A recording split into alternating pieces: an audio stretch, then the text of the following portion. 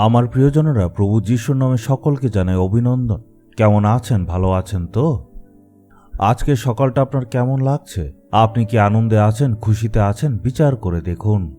ঈশ্বর চান যাতে আমরা আনন্দে থাকি। উনি চান যাতে আমরা সুখে থাকি এবং প্রসন্ন থাকি। আপনি ভাবছেন এত সংঘর্ষ আর সমস্যার মধ্যে কিভাবে সুখে থাকব?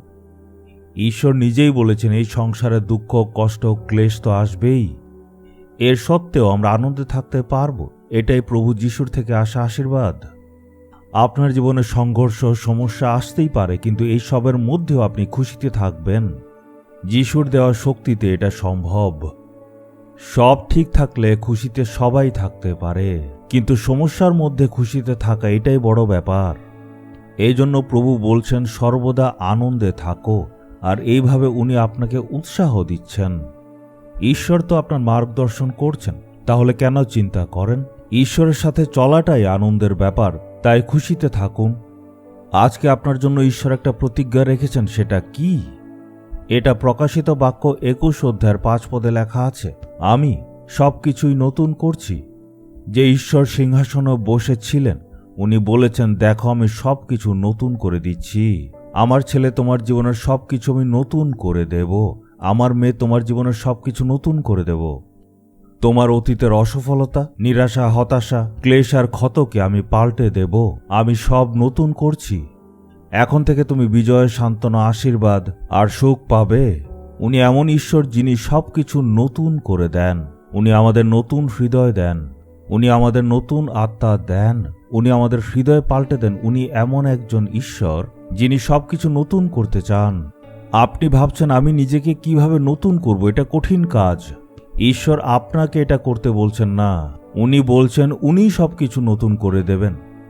আমার সন্তান, সবকিছু নতুন করে দেব। আপনি চাইছেন আপনার ঘরে, ব্যবসায়, কাজে বা সেবা কাজে যেসব সমস্যা আছে সেগুলি পাল্টে যাক। ঈশ্বর বলছেন আমি নতুন করতে যাচ্ছি। আপনার জীবনে সবকিছু উনি নতুন করে দেবেন। উনি বলছেন আমি সবকিছুই নতুন করছি। উনি এমন ঈশ্বর যিনি সবকিছু নতুন করে দেন। উনি করতে পারবেন? নিশ্চয়, উনি সিংহাসনে বিরাজমান। একটা রাজ্যের সমস্ত অধিকার মুখ্যমন্ত্রীর হাতে আছে। মুখ্যমন্ত্রী কোনো একটা আদেশ দিলে সবাই কিন্তু সেটা পালন করে। আপনি নিশ্চয় এইসব দেখেছেন। কোনো দেশের প্রধানমন্ত্রী যদি কোনো আদেশ দেয় সেটা পূর্ণ হবেই।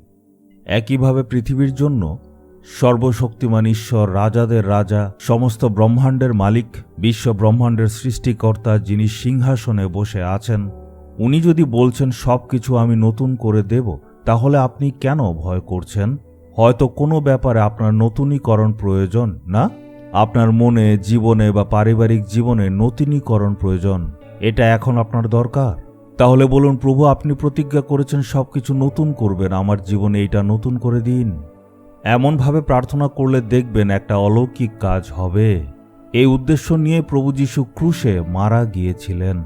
উনি রক্ত দিলেন এবং আমাদের উদ্ধার করলেন যাতে সবকিছু নতুন হয়। তাহলে ভাবুন কোন ব্যাপারে আপনার নতুনীকরণের প্রয়োজন। সেটা আপনার সন্তানের, পরিবারের, চাকরির ব্যাপারে হতে পারে।